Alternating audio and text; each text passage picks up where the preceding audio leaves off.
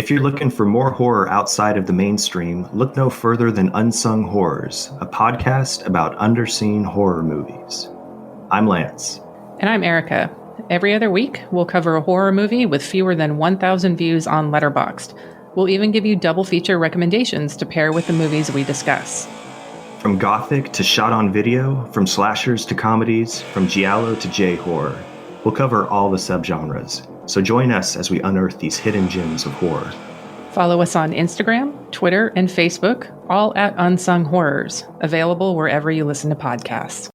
And part of the Someone's Favorite Productions podcast network.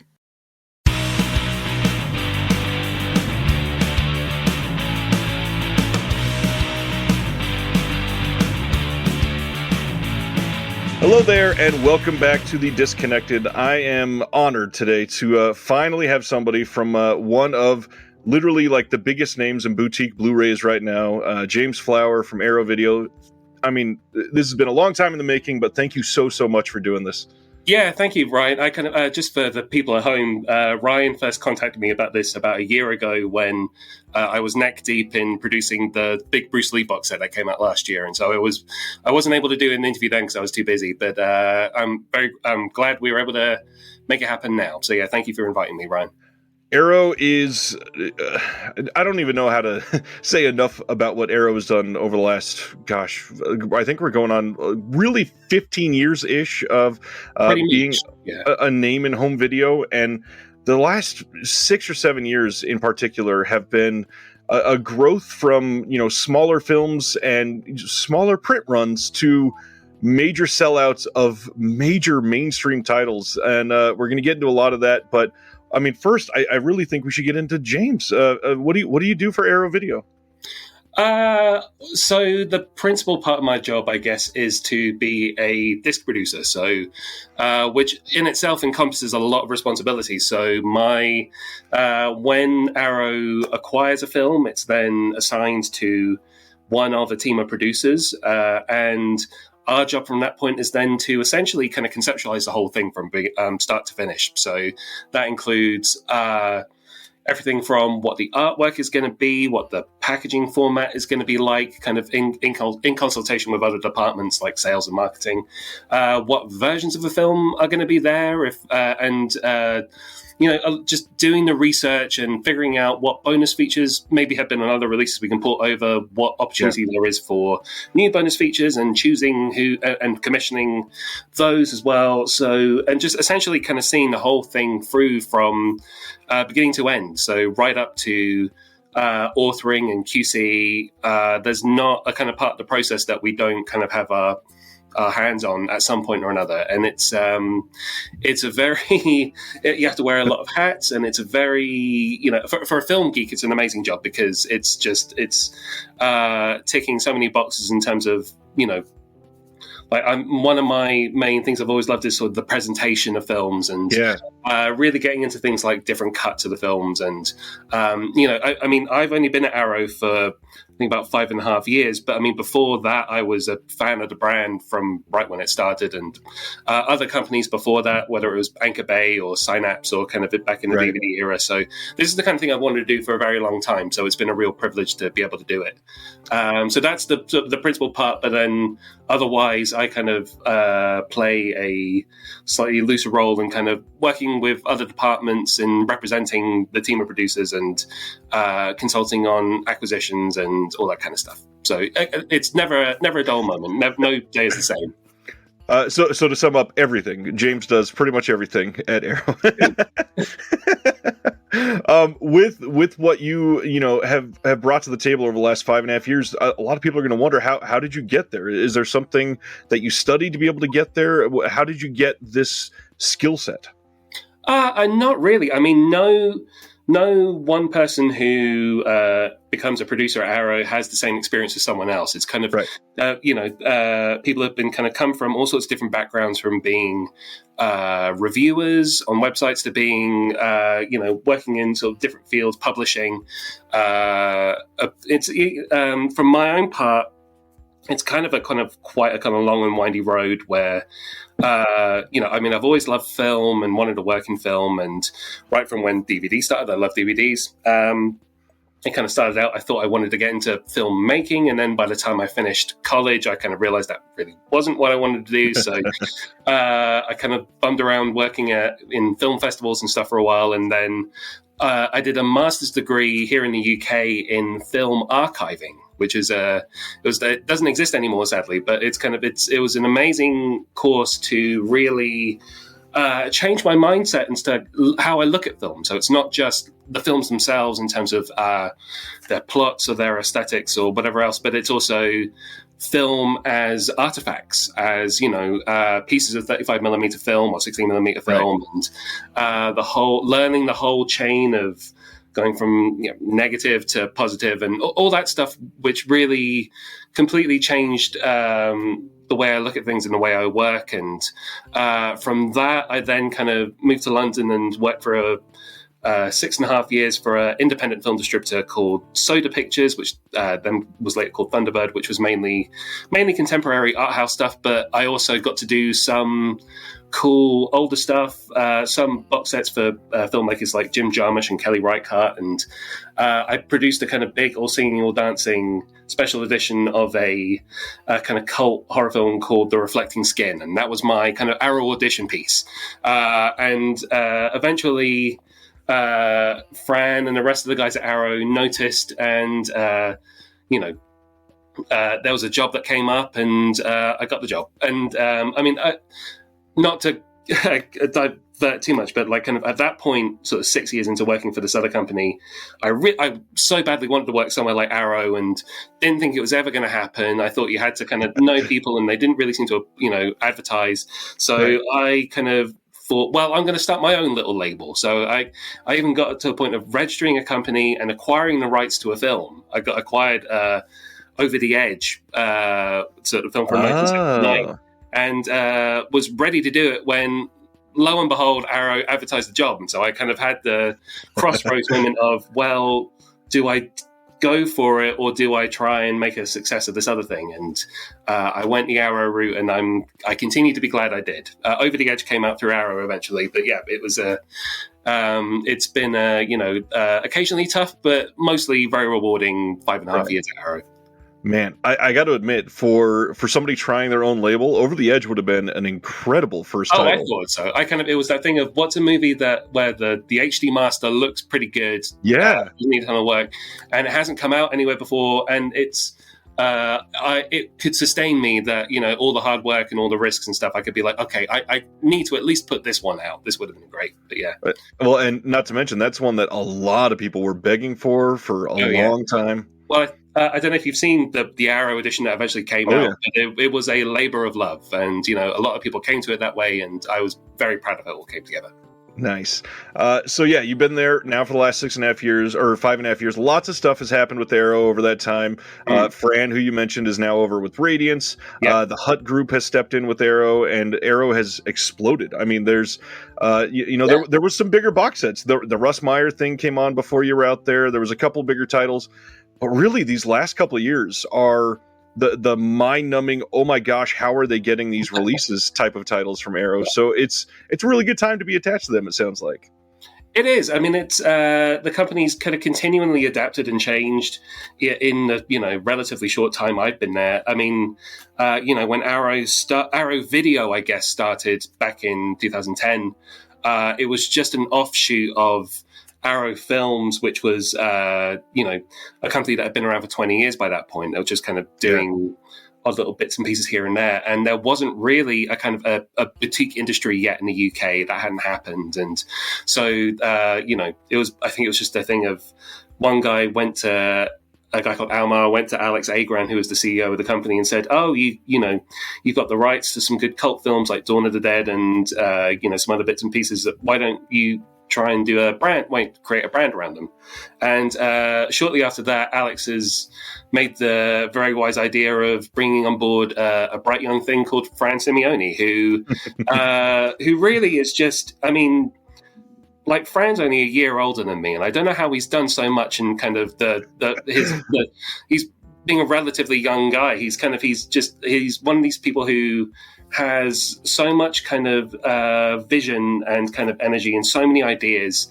that it's quite intimidating to be around sometimes. But he's one of the smartest guys, knows so much about film, and he deserves so much credit for bringing on board the right people and really pushing forward and growing Arrow as a brand, as a company, through things like hiring people like James White and Ewan Kant, and eventually, many years later, myself, and really leading the charge with commissioning new restorations, which was something that was not commonplace at that point. And then eventually making the move to release in the US as well as the UK. So these are all things that have accumulatively over time kind of led Arrow to be in the position that it now is. And, we were one of the first companies to do it. And so I think that has been a big help. I mean, in terms of the more recent changes over the last few years, so Alex sold the company to the Hut Group, and well done for saying that, and not Zavi, by the way. That's a common mistake. And eventually other people have left as well. So Kevin Lambert, who was sort of Fran's number 2 for a long time, he's gone as well, as has Ewan Kant. He's gone to Vinegar Syndrome. It was kind of, the company had a little bit of an identity crisis for a while, which, hopefully was not clear to you guys, the guys who are kind of doing stuff and buying it. Hopefully this is all stuff that we could, keep behind the scenes and, make sure that it didn't really affect your guys' experience. But there was a bit of, it was quite a turbulent period, just trying to figure out what Arrow was going to be without some of the people who had really driven the brand up to that point.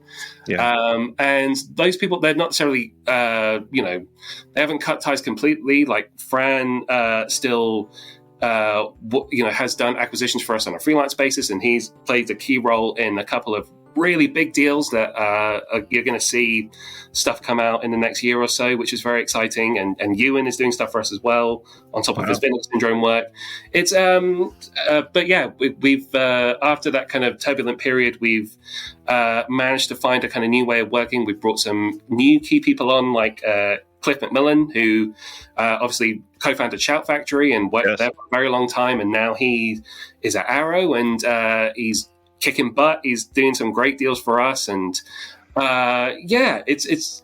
I mean, obviously, there's been an evolution in terms of the kind of the types of films we put out and the amount of films we put out, and I think there's sometimes when you see people who kind of mourn the Arrow that was 5 or even 10 years ago, I'm on the one hand, I'm sort of sympathetic, but on the other hand, I'm like, surely you must have been paying attention that this kind of, it hasn't been for a very long time. And, I think there's a lot to be excited about in the future in terms of our, the kind of the output that the things you've kind of talked about before with some of the exciting big stuff that we've done. We're building on that, and we're going to do more in the US and more on UHD, and we've got some big major studio deals coming up that have given us access to things that we never ever thought we would get. In the same way that once upon a time the idea of us doing Tremors or The Warriors or some of the other things that we've done in the last few years would have just been exactly, that's a fantasy release right there. So we're all still kind of pinching ourselves that came to light. So as we are so many other stuff coming along. But yeah, it's like I say, turbulent probably would be the word. It's been stressful sometimes, but I think we're in a good place now where there's some really exciting stuff coming up, and yeah, I can't wait for everyone to see it. So this turbulent period, this is something I was going to try to touch on ever so slightly, and I'm glad you brought it up. But there was a period for Arrow where there was some disc replacement programs. There was. I'm not one of those people, but there's plenty on social media where every single month Arrow will post these announcements for some pretty good titles that a lot of people love, and yet 17 people will post on Facebook, nothing for me this month. Where's the Arrow of old? This is awful. I like you, I sort of sympathize with, they were doing smaller titles and giving a whole bunch of love to things that people had never heard of and lifting those up, and that's great. But now, like, some of our favorite movies of all time can get that same amount of love, and the studios trust Arrow to do that. Why would we not celebrate that? Well, I think to touch on a couple of things that you brought up there. So yes, there was a kind of rough period where there were quite a lot of QC issues and disc replacement programs, and every now and then something big QC wise does come up, like the issue that's just happened recently with one of the Coffin Joe films. There you go, very prepared, Ryan. It's very good, and I love the visual aids there. I mean, in terms of QC, that's always. Again, this is something I don't want to sound too defensive over, because there's always one thing I would say in our defense, without wanting to sound too defensive, is that I don't think we've ever made the same mistake twice. I think it's always been a thing where something really unexpected has come up that has really is pretty much unforeseen. And I mean, the Coffin Joe thing, for example, for those who don't know, the issue there was one of the films, the subtitles stopped a third of the way through the film. Now, we QC'd that film and the subtitles played all the way through. That's not a case of we didn't watch it. It's something that happened, as I understand, during the upload of the disc that then wasn't caught at the manufacturing stage. So that's just it's a really bad luck, and it makes us look bad. But I mean, it's one of those things where, every time something like this happens, we talk about it constantly, and we, institute new procedures and new ways to make sure it doesn't happen again. And then after a while, something else happens, and it's something that I don't want to sound defensive, but I also don't want to promise that there'll never be any issues again, because it's inevitable in this business that. There's going to be some, and particularly when you're doing what we do and kind of trying to pull together these really complicated products and trying to push what some of these discs can do, particularly with UHD, which is a relatively new format, and we're still figuring out some of the bugs, some of the things that don't, that still take us by surprise. I think that is, every now and then something's going to happen. Hopefully it'll come to the point where it's happening less and less and less and less, to the point where it's not being anticipated and discussed quite as much. Because I mean, certainly, again, coming from a producer's point of view, where you work so hard on these things to try and make them, and this doubly goes for the Bruce Lee packaging drama, which I am still angry about, because I never got a real decent explanation as to why and how that happened, and that's something that was the cause of, I worked harder on that thing than I worked on anything. And so it was a real bitter blow for that to happen, and took a little while for me to get over. But, it's fortunately, it affected far from everyone. And although I absolutely sympathize with the people that it did affect, fortunately, once they were able to get inside the box and see what was on the discs and have the kind of the rest of the experience that we'd mapped out, they were, I think, by and large, very happy. So, we are still, like I said, that's the thing. We are constantly, we're not complacent about these things. We're constantly learning and studying and trying to figure out like I said, the best way to make sure that this is something that happens less and less and less. And hopefully we're getting to that point now. I'm glad you explained part of it, because one of the things I wanted to ask, which I sort of understood with some of the things that I've dealt with in my own life in the past, but with the Hut Group acquisition, there were so many people, making assumptions of they're going to tank Arrow, they're going to make them put out the worst films out there, they're going to ruin the packaging. So, but yeah, I mean, it's as you say, we've all seen it with other companies, so yeah. It's the sound of it. It's a bigger company that wants to make money. I mean, why would they not try to invest in something like that? No, and I mean that. On the one hand, yes, you will see more of a skew in some ways towards major studio deals, and there'll be, there are some films coming up that when I heard about it, I was like, oh, really, that? But it's all part of a kind of an eclectic patchwork of stuff that is very on brand and very along the lines of the stuff that we've always done. And, yes, the Hut Group, they have, targets that they want us to fulfill, and but it is, we're aware of that, and, it's all, we're still also very passionate, as are they, about not diluting the brand and about, giving the audience the same experience that they've always had, and emphasizing the things that have always been important, like technical excellence and, the quality of our restorations and our extras, and not kind of compromising on that experience. And so, yeah, when yes, I'm sure there will be people who will, hear about some films that we've got coming up and be like, oh, Arrow have sold out or whatever. But, those guys always do that, ignoring, 5 or 6 other things that are along the lines of what we've always done. So, I mean, it's not, we tend to just ignore them and just kind of get on with our jobs. Because, I mean, really, the ultimate, and not wanting to sound too corporate and mercenary about it, really the ultimate arbiter of kind of whether we've succeeded in these things or not is whether they sell. And exactly. And business is good. So either, these people are bitching but still buying it, in which case, whatever, or they're bitching and they're not buying it, but we're still doing very well, in which case, who cares? I mean, it's... exactly. And, the thing I would say to that as well is... there's so many more companies now. But, it's a very crowded field compared to even where it was when I started. And so right. If you don't like that we're not doing some of the same films that we used to do, well, Vinegar Syndrome is doing those now. Radiance is doing those now. It's not, we're far from, we don't have to release all the films. Right. And I guess it's kind of a backhanded compliment in a way that,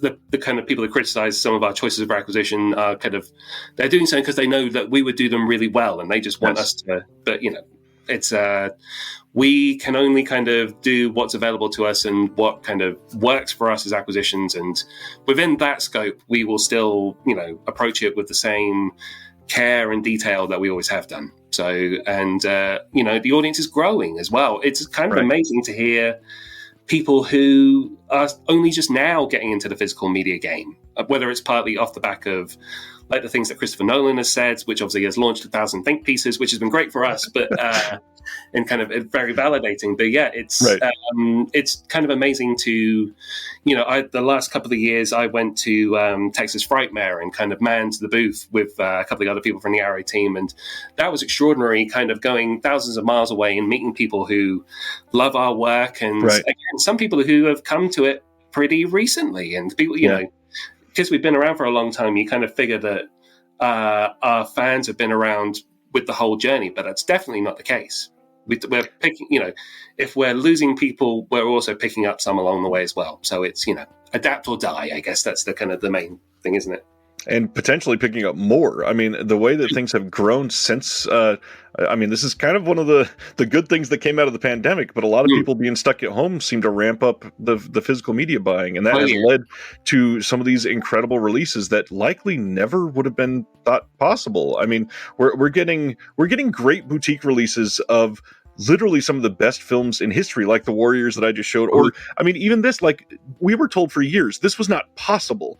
And yet Arrow delivered something that is, once we get the subtitles on one disc, an incredible package of some of the most sought after cult films of all time in HD. Mm-hmm. And that stuff is very exciting for us to do. And, again, it's like us being bought by THG does not preclude us from putting out a Coffin Joe or something like that. It's, but it also allows us the resources to go after the Warriors and Conan and some of the other biggies that, again, would have just been off the table not even that long ago. Exactly. So on that note, and to really heap praise at your feet for a minute, 2023 seemed like a not even just a return to form, but like a leapfrog over where Arrow ever could have possibly been in the past. And there was something about this last year that was special. It was tangibly different for Arrow, and the releases seemed to be higher quality. The film choices were remarkable and shining a light on things like Coffin Joe getting announced, or even films that a lot of people knew, but so many people in this generation had never seen, like Barbarella. Like, this is an incredible release. This is a magnificent release of a film that was not being talked about by most people. Did it feel different behind the scenes? Did 2023 feel like a special sort of coming to terms with the new power of Arrow Video? Yes and no. I mean, I say no. I mean, again, we had a kind of behind the scenes, things were quite kind of, like I said, turbulent and stressful, with some people leaving and having to carry on that work with, while being kind of understaffed. So there were logistical challenges and, with trying to deliver a very ambitious slate kind of without necessarily all the support that we needed. But I mean, it was, I think despite all of that, knowing that we had, this amazing Paramount deal with Barbarella and the Warriors coming up, and Bruce Lee was a real kind of watershed moment in terms of, for me, that one was, I knew that was a sort of once in a career opportunity. So it was like, okay, if ever I'm going to give 250% into a project and, work evenings and weekends and do all of that stuff that I usually am kind of strict about not doing, that's the one. And it paid off in spades. And, it's I think knowing that kind of Arrow has its place kind of in doing some of those big projects is, it's great to kind of work for a market leader, someone who kind of people look up to as a kind of company that, and not to dismiss other companies who do extraordinary work as well, and all different levels of the industry. But it's a real privilege to get to do that for sure. Well, with something like the Bruce Lee box, I imagine that it has to feel great seeing everybody responding and literally saying, forget Criterion, which is the grandfather of all boutique labels. This is the box set to go to for anything Bruce Lee if you are a fan, because it is that good. How did that feel for something that you're putting all this work in? Because, man, this is literally, I don't think people understand it just yet, but this is literally one of the best box sets in history. It's incredible. Well, thank you very much. I mean, yeah, it felt pretty good. I think one of the things that came up when we acquired the films, and initially our ambitions for it were kind of much more modest. We thought, well, okay, we can do UHD, so let's essentially kind of do the Criterion set, but in UHD. This is before any of us, had done the research and kind of figured out sort of possibilities of what else we could do. And it's really that process. I mean, that's where, because that's my favorite part, really, of all of this, is when you're really hunkering down and figuring out the kind of the do's and don'ts and what people have screwed up and what they've done right and how to combine the best of all approaches, and just figuring out what this thing is and how to position it and what to do with it.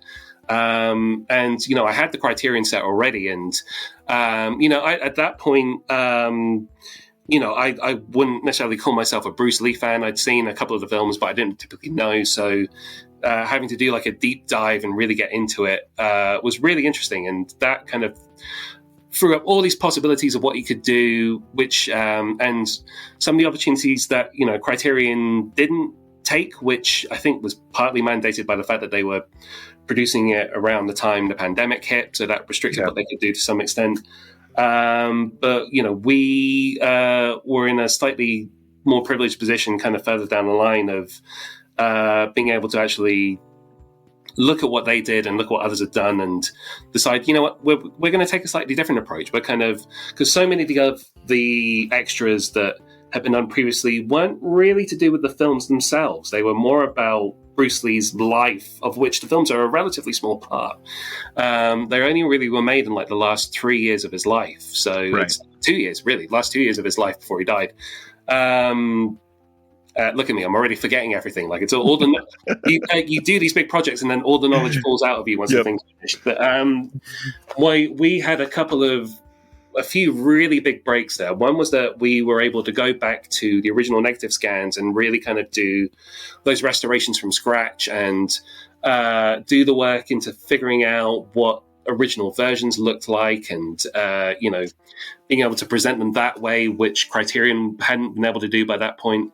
When they did their box set. And then a couple of really amazing and completely unexpected fluke discoveries, which were the discovery of what we called the Mandarin cut, the longer original theatrical version of The Big Boss, which originally just came completely by chance. We'd asked Fortune Star, who were the licensor who hold the rights to Golden Harvest films, for if they had like a tape source for just like Mandarin audio, because we weren't happy with the source that we had, so we thought, okay, maybe there'll be something better on the tape. And they sent us a tape, and it turned out to be a 25-year-old telecine scan SD PAL of the longer Mandarin version. And I sent it to, because Brandon Bentley was already working with us at that point, and I sent it to him going, okay, don't lose your shit. We had to make like at that time, Brandon had been working for us very long, so I had to like create a screener with his name like plastered all over it. Right. But yeah, and then we found out that not only that, but they actually had access to the original print that tape was made from. So we were able to go back and get 4K scans of that. So that was one thing. We were already like pinching ourselves with that. But then we also, because one of the films we were restoring in 4K was Game of Death. So the 1978 film directed by Robert Klaus that kind of used a little bit of the footage that Bruce Lee had shot in 1972 for Game of Death, but is mostly its own thing. And we were restoring that in 4K, and that was fine. And, you know, I knew that there were alternate Asian versions of it with different footage. And so we were working with L'Image and Britrovata, the lab in Rome that kind of, along with their Hong Kong division, had done the bulk of kind of the work on the masters that Criterion had done, and they'd scanned those negatives years ago. And said, you know, do you have any materials relating to these alternate Asian versions? And they said, oh, no, I don't think so. We've got some dailies or something, but no, I don't think so. And I swear I did like a triple take looking at my computer. I was like, what? It was like, can you please send us some MP4s of what those are, please? And they did. Literally the first thing that came up was the log fight, which was just this lost fight scene that had just been essentially a rumor that kind of, you know, up until last year, I'm sure most Bruce Lee fans would have sold their grandmas to be able to, you know, get a glimpse of that. And so it was like, like we messaged Fortune Star and said, you know, can we use this? Can we put it in a documentary? And like, yeah, okay. And it's just, so that then ultimately became a sort of mammoth, nearly 4-hour video essay called The Final Game of Death where we presented all of the footage and with narration on top, unfortunately read aloud by me because it was too late to get someone else to do it, but narration nonetheless. And Brandon and I then also edited together a new assembly of what the footage might look like if it had been completed in the early 70s as a short film for Golden Harvest, and which was an approach that had not been done before. And that thing nearly killed me, but seeing the response was totally worth it. And, you know, it's by no means perfect. There are certainly flaws in it that are all testament to my inexperience when it comes to things like dubbing. And but it's, you know, nonetheless, it exists. And, you know, whereas, you know, I'm sure if you gave fans the choice of a flawed thing that exists and, you know, it not having it all, I'm sure they'd take the flawed one. So I'm glad that we were able to give that to them all the same. It is a magnificent release, flaws and all. I understand that the rollout was painful for you, I'm sure, to hear everybody's troubles. But man, when it finally got in the hands of everybody and the passionate fans about Bruce Lee could go, hold on, this is maybe the most special thing ever. It was kind of magical to see that wave of everybody getting it and realizing our lives kind of just changed by this. It was, you know, I think it was a watershed moment for us, as you kind of said earlier, in terms of realizing, okay, this is sort of the, and I guess the only thing I can compare it to really would be a few years ago when we did the Gamera box set with this kind of, which again, initially we had very modest plans for, but then we brought on this very bright young artist called Matt Frank, who just did these incredible artworks to go on it, and it just completely galvanized us to kind of think of, okay, well, what else could we do with this? How much more, what could we do with this, and how big could we push it? And, you know, I think that it went from being, like I said, a fairly modest release of what to most people outside of the tokusatsu fan community is just like a Godzilla ripoff or whatever. We didn't think there would necessarily be that much demand, to the point where we had completely underestimated demand and we'd sold out before the release date. It completely took us by surprise. But I think that's, you know, indicative of an approach where, you know, I think people respond to effort and they respond to passion. So if you can bring that to the table, and if you can imbue that in the product, into what you're doing, it's not just a re-release. It's not just, you know, slapping some fancy packaging on something, on the same old product, and, not really, paying attention to what you're doing otherwise. It's really giving people the opportunity to get on board with something special and kind of definitive, which is, I get it as a fan myself. I see it with, some of the stuff I buy where it's just irresistible. Right. Well, with that passion, I would love to hear about these last 5.5 years, other than the Bruce Lee box, which we could both just probably spend the next 4 hours discussing. Sure. What have been some of the ones that you've worked on that have been, for you, that most, I'm going to give it everything and put into this and make sure that the fans love this as a definitive release?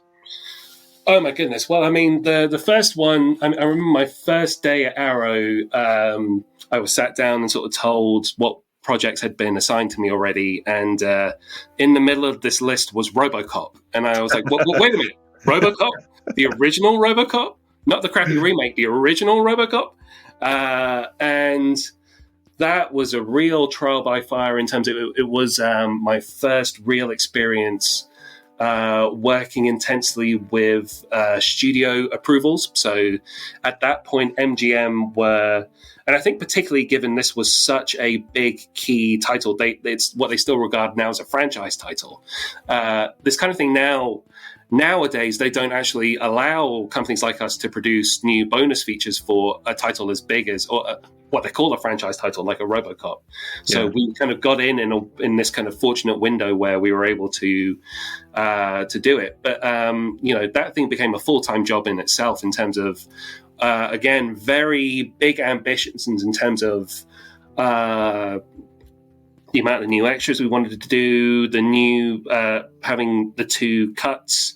That was a real kind of statement of an intent for me, I guess, anyway, in terms of this is how the passion I'm going to bring to it, and this is proving myself within the company. I think that thing came out within my first year at the company, and I think I'd already kind of earned my keep by that point. So that one I'm still very proud of, and especially when we did the UHD upgrade a few years later, that we were able to go back to the admittedly still very rough, but still original film elements for or the surviving film elements, I should say, for the unrated footage, and upgrade that portion of the film for the director's cut. But that was a big one. Gamera, as I just said, that was another one. The Sure Scope box sets, in terms of their size, I mean, that came about because, I'd done Gamera and had a great time really researching and understanding and engaging with, as I said, the tokusatsu community, so the fandom that is very passionate and engaged with, and very organized as well in their love of Japanese special effects movies and monster movies, and they were so helpful to me when I was doing the Gamera set. And I thought, hopefully when the possibility of doing the Shaw Brothers sets came around, it was like, okay, I would like to see if the Kung Fu fandom community is the same, and it was different but no less passionate. I mean, it's not quite as organized in the same way that, the tokusatsu community have a Wikipedia that they update that was full of stuff that I referenced every day, whereas really a lot of the Kung Fu stuff was a lot more outside of my comfort zone and needed a lot more research and understanding who the people were that were experts in this, and also trying to innovate as well, because Eureka and 88 had already done a lot of great work already in terms of bringing those films out in the UK and working, finding out people as well. But I didn't just want to copy what they did. I wanted to find people who hadn't had the opportunity to do commentaries or essays about these things, and, with all of that, kind of give a slightly different approach. And, I think we succeeded on that in Volume 1, and, Volume 2 was a little bit more of a mix, and right now I'm in the early stages of planning Volume 3, or we're in the early stages of production on that, so that's going to come out towards the end of the year, and will hopefully be just as exciting as the first two. Those ones are great. Like I said, over the edge in terms of being able to actually bring that as a passion over, that was really cool. That like the documentary that Elijah Drenner produced for us on that, where he was able to get Zoom interviews with pretty much all the surviving cast and crew, it felt like so many people, including right up to Matt Dillon. I mean, I was very proud of how that came out, and so that was a real dream project. So I'm sure there are plenty of others I'm forgetting, but yeah, those ones will do as a good kind of representative sweep of what I've been fortunate to do in my time at Arrow.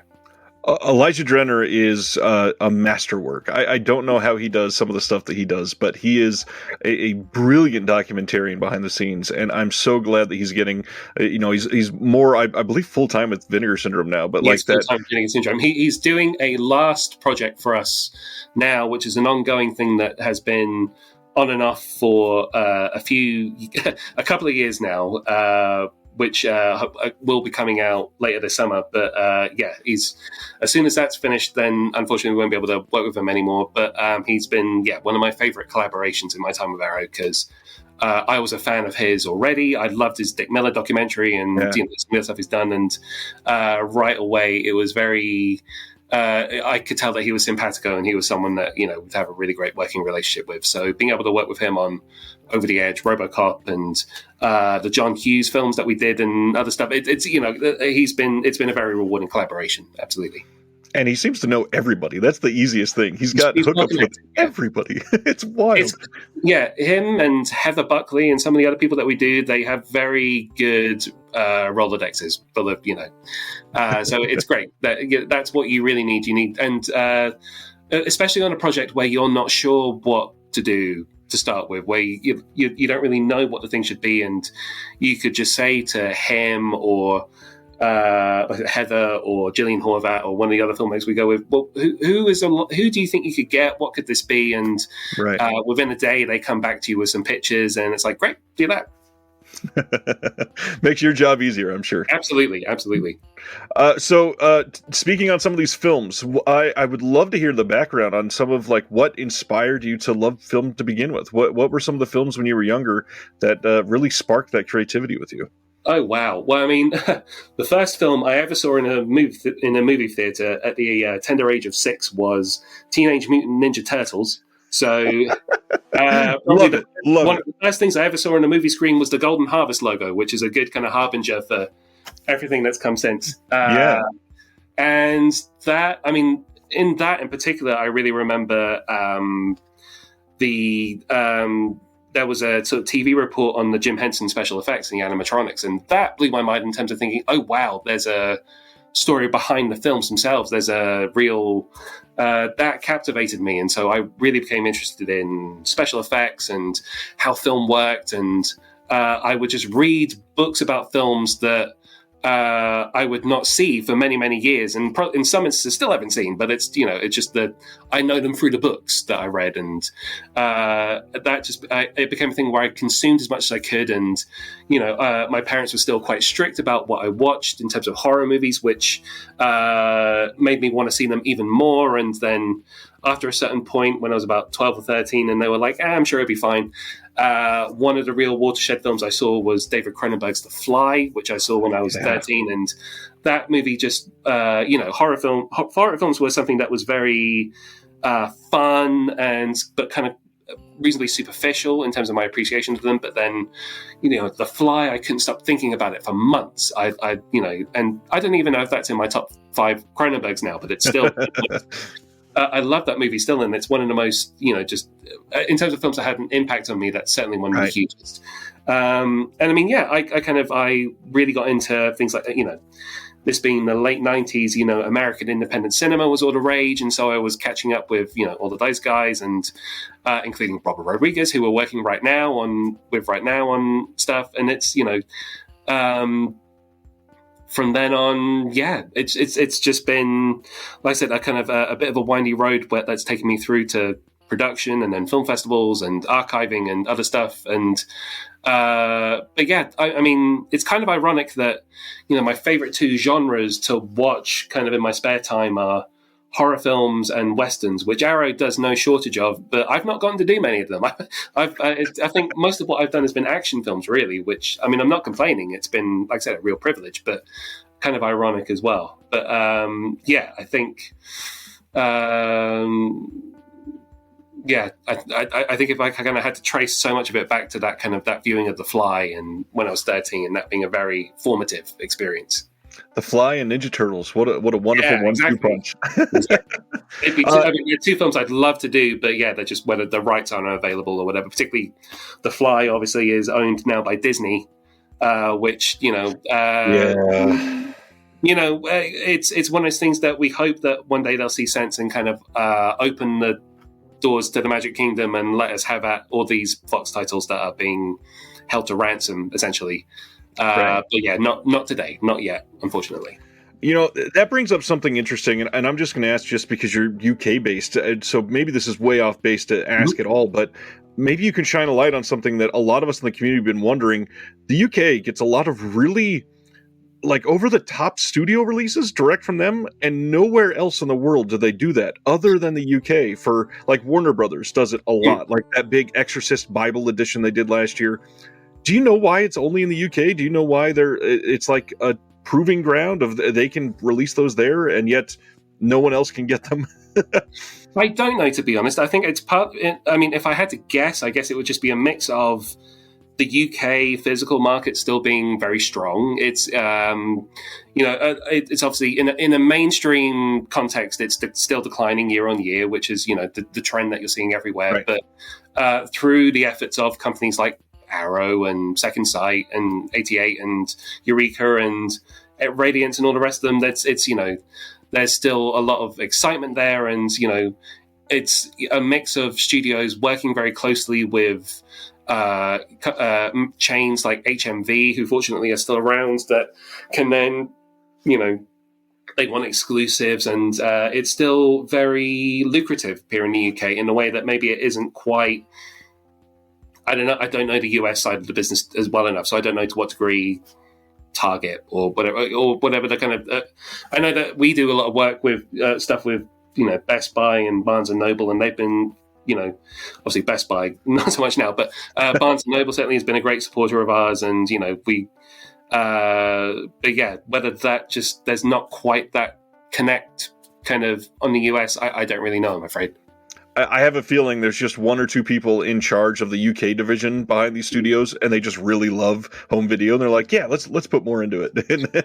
Well, I think that is true anywhere. I mean, particularly with, when you're dealing with major studios, what you really need is a really strong advocate in the studio to kind of help make it happen. So that's certainly the case with companies like, Warner Brothers. I know that there's, it's essentially one guy who I know has these great relationships with Criterion and Shout and us as well now. And, there's, it's the same. I think you just need someone who can, break down doors and kind of make stuff happen, because otherwise you just kind of get this sort of inertia that kind of, because otherwise, I don't know, people are afraid of making decisions or something, but, That's true. One thing that I really wanted to hit on is with we were just kind of touching on it with the home video declining year over year, just at least a little bit.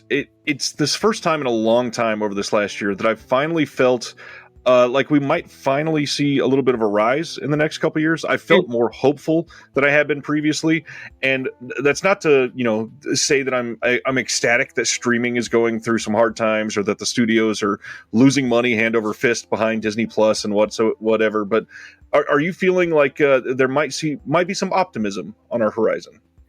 Yeah, I mean, I hope so. I mean, it's an unpredictable business, and I mean, good luck trying to do a 5-year plan. As we've tried to, but it's all predicated on stuff that we have no control over, whether it's manufacturing plants still being in business, or in terms of, obviously we're throwing in our lot with major studios, quite not entirely, but quite a lot in the moment, and that's entirely predicated on studios just still wanting to be in business with companies like us, because all of a sudden, whether it's because of a merger or just because they're understaffed or whatever, they might say no.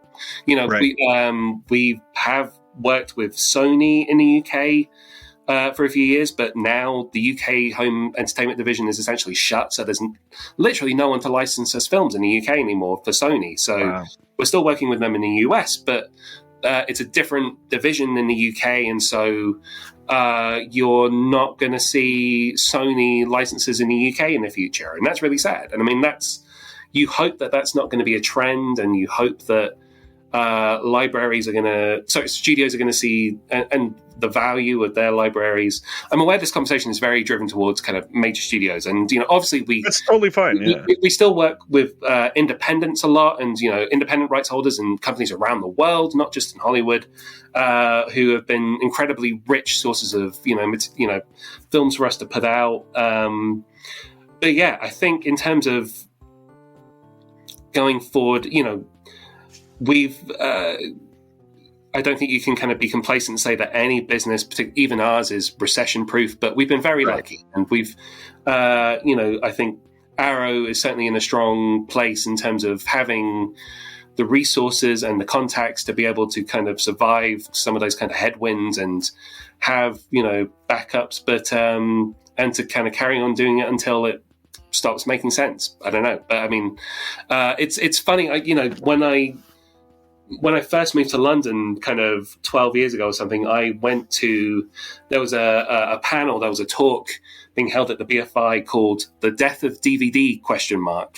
That had like the BFI and Second Run and someone from Eureka there. And, this is even before I'd gotten into the business. And there was, they're already saying, well, if we're lucky, we've got another like 3 to 5 years or something. And, like I say, it's about adapting or dying. And kind of, I think as long as you can adapt and innovate and find different ways of doing things, then I think hopefully you'll be okay. But yeah, again, there are things that are beyond our control, such as what major studios decide to do, whether the major studios even exist, and manufacturing plants. But I don't know. I feel like hopefully, because I mean, a lot of us companies, in the sector, we're friends, and we're I think there's some competition, but I think by and large we're all. It's that old cliche of the rising tide lifts all boats. It's we're all invested in making the industry work, and even if it came to the point of taking control of the manufacturing stage of things ourselves, in the same way that Arrow has its own authoring house, we've done that to kind of directly have control over our output and what we do, to the point where even just this week, I've been QCing our first in-house authored UHD. That's something that will allow us to author more UHD, so that we are not just at the mercy of David Mackenzie's schedule. God love him, because he's very in demand, and he's we want to do more than he is physically able to do. So that's not something we've done lightly. We've done everything we can to make sure that we do it properly, and Leroy, who's our guy doing it, is incredibly talented, and I think he's done excellent work with his first one, which hasn't been announced yet, but will be soon. And I'm excited for people to see it and to embrace it and hopefully be excited as we are. But yeah, in terms of the future, I mean, good luck making plans in this business, but we are certainly continuing as if we'll things are going to be okay. And I think having those relationships and those resources is key to that. Imagine when you first came on at Arrow, if you were making a 5-year plan, how much would have went out the window because of what's happened? I mean, a pandemic and people. I mean, there's all sorts of things that just wouldn't have. UHD, even we hadn't even started doing at that point. Right. I mean, I was so keen for Robocop to be our first UHD, but I mean, even back then, it wasn't really feasible. For whatever reason, we couldn't do it back then, and we needed to wait. I guess we wanted to wait until we could do it right. And I mean, this is we've learned a tremendous amount along the way, and it's what we launched with Pitch Black and Flash Gordon, and those were two great titles to launch with, and we've not looked back since. And I mean, UHD is one of these things that's really reinvigorated the industry to the point where our market share is very very UHD heavy. It's if people have a choice between one or the other, they pick UHD. Overwhelmingly so. So you are going to see more titles on UHD, more UHD upgrades, more new stuff that is driven towards UHD and 4K. And, as long as that people are telling us that's what they want, that's what we're going to do. I've loved a lot of the output on UHD. They through Arrow, I can say that they, for the most part, look freaking amazing. They are mind blowing. But I really want to put to bed something that's been a complaint about Arrow for a long time, and you already touched on it. Some of these titles that have come out on Blue, Arrow has released on 4K a couple years later, and every conspiracy theorist out there will go, Arrow planned this all along. They just wanted to get your money on the Blu-ray and then charge you again for the 4K. And first of all, I always say, you don't have to upgrade. They're not making you pay anything. Well, that's true. Yeah. Is this, I mean, can you explain how that's probably not the plan to begin with? It's definitely not the plan at all. I mean, we, if we can do 4K from the start, that's what we're going to do, because that makes the most financial sense to do. Right. The idea of kind of doing a Blu-ray and then ripping people off of 4K later is just completely counterproductive, because you would make a lot more money to start with if you just did a 4K. In terms of, because obviously we were, so we started doing UHDs in, what was it? It was mid 2020. So, yep. And from then on, I think, obviously we've upgraded stuff that came out before, because, we didn't have the opportunity to do UHD at that point. So, I mean, if we can do it, then why wouldn't we? If that's what the audience wants, then we want to give it to them in the best possible quality. I mean, there are films coming up in the schedule that we released in 2019 that, had just, they've just missed that cutoff point. And, I don't think we do it a couple of years later. I think we wait a few years more. But, I think, as you said, they don't have to buy it. And I think it's there, we're all about choice, and if giving people that choice. So, yeah, I think, our policy from now on is to, if we going to do 4K, we do it from the start. So I don't think, off the top of my head, I can think of an example of anything since that mid 2020 cutoff point where we've done a Blu-ray and then done a 4K later. Someone, I'm sure, will correct me, but I mean that would be a freak occurrence, because definitely our preference is to get it right the first time. And for the most part, I would agree. It seems like the choices being made, they make sense. And some of the upgrades, like 12 Monkeys comes to mind. It's a movie that it's going to do better. It's going to look much better on 4K, and it deserved that sort of an upgrade. Not to mention, it's a big title. That's a well-known film. A lot of people are going to buy it. It makes total sense to do something like that. And I mean that our restoration department is on fire. They're in a really strong. It's two other guys called James White and James Piercy. So the three of us together are a joke. It's no one knows who's speaking. It's but they know so much about what they do, and it's just it's one of my favorite collaborations, working with those guys. And it's when you're talking about discussing the ins and outs of restoring a Bruce Lee or a Conan or something. That's when you pinch yourself and say, I get to do this for a job. This is great. That's so true. And I mean, you brought up Conan, I think twice already. That set is selling like crazy. I think it's already out of print from the distributor in the US. I think so, yeah. It's, again, we knew it would be big. And hopefully, again, it is just one of these cases of people responding to the hard work that we put in. Because, we knew that we wanted to make sure that we got it right in terms of everything from adding new extras and having the different versions of Barbarian and fixing the sound mixes, because they were both cursed in different respects. And we care very deeply about, like I said, trying to get it right and giving the definitive presentations. And I'm sure there are ways you could kind of nitpick, and that's fine. People can kind of people can have very valid opinions, and that's okay. But it was one that we really wanted to get right, and it was a title that had been discussed on and off for years, and we were told it wasn't going to be possible, or it was off the table, and until eventually finally it was. And we wanted to make the most of that opportunity, and so to hear that people have enjoyed it as much as they have and is very exciting.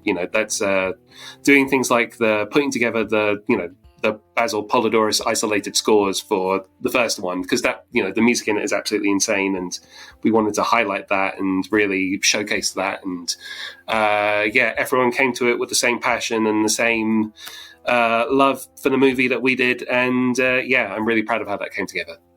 It's a remarkable looking release, and mine actually just came in. I don't have that one on hand. I'm not prepared. I'm sorry.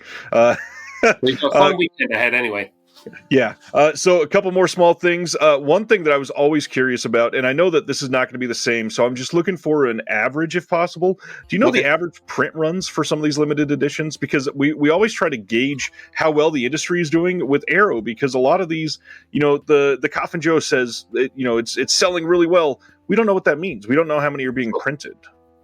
I don't know.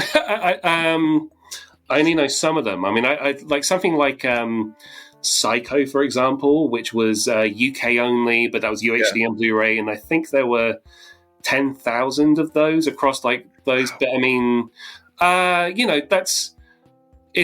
always kind of looking at sort of the trends and how things are changing. Right. And I know that we've been maybe too bold in the past, and so I know that Sure Scope 3, for example, I know that we'll be pressing less of them than we did 1 and 2, because 1 and 2 maybe hung around a little longer than we were hoping that they would, but are selling out still eventually. But I think that we were,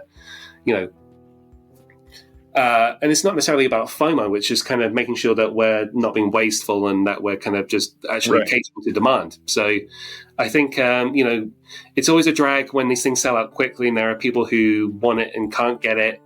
That's, it's, again, that's something that's kind of beyond your control, but,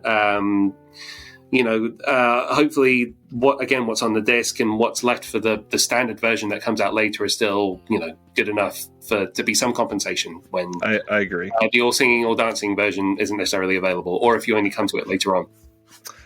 So before I get to, a final little thing that we'll talk about, wish list title, other than The Fly or Ninja Turtles, something that you would love to produce for Arrow, no budget, no studio offline, you can go to anybody. What is that one title that you go, I want to put everything I possibly could into this? Oh man, I mean, I'm sure there's tons. I have weird ideas in my head for things like a kind of an all singing, all dancing version of Creepshow that has Stephen King books and comic books and all kinds of crap in it. And, in terms of films that I'd love to work on, I mean, one of my favorite films is William Friedkin's Sorcerer, and I'd love to upgrade that to 4K and give that a kind of big multi-disc treatment.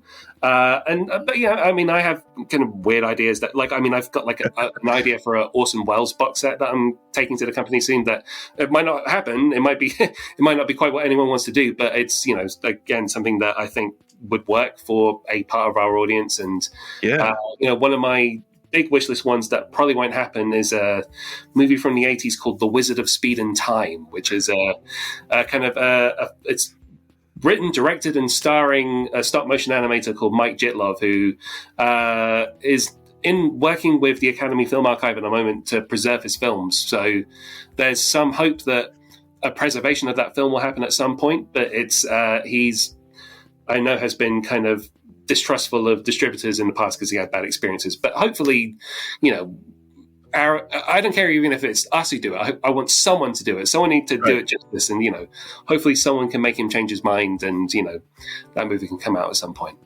But certainly, but yes, The Fly and Ninja Turtles, they are two of my big wishlist ones for sure. I know you probably can't say any specific things, but are there any teases that you could possibly give for the future for the audience? What can I say? Like I said, more UHDs, a couple of big major studio deals, including a studio that we've not really done very much with before, but that we've just done. We've done a huge deal with, and already I'm talking about another one. J horror, maybe some K horror. I don't know if that's going to happen, but hopefully, Sure Scope Volume 3. Exciting stuff coming up. I am very excited, and if the beginning of the year is any way to gauge what the year is going to be like, we're in for a treat. I mean, the Conan sets, the Coffin Joe box landing, all of this is overwhelming. I mean, there's so many good things out there. It's impossible to stay abreast of, but Arrow seems to be on the forefront right now, and I just appreciate all your hard work and taking the time to talk today. No, thank you very much. And, thank you and the fans for all of your support. And, as long as you guys appreciate what we do and are willing to buy what we do, we'll carry on putting our hearts and our souls into it. Perfect. Thank you, sir. Hopefully we can talk again soon. Thank you very much, Ryan. Take care. I am Adam Lundy, co-host of They Live by Film, a podcast dedicated to bringing you film discussion and interviews from around the world. Every week, my co-hosts Chris Haskell, Zach Bryant and I discuss a wide range of films, from monumental classics like Vertigo and The Rules of the Game, to the craziest, schlockiest movies ever made like Deathbed and everything in between. We are also lucky enough to have sat down with some of the biggest players in the boutique Blu-ray and film restoration game. If this is your thing, then come hang out with us every Thursday at 7 p.m. Eastern, wherever you normally stream your podcasts, and now as part of the Someone's Favorite Productions podcast network. Thank you for listening to the Disconnected Podcast. There's one big thing that you could do to help the show, and that is to leave a rating and review on the podcast service of your choice. Thank you.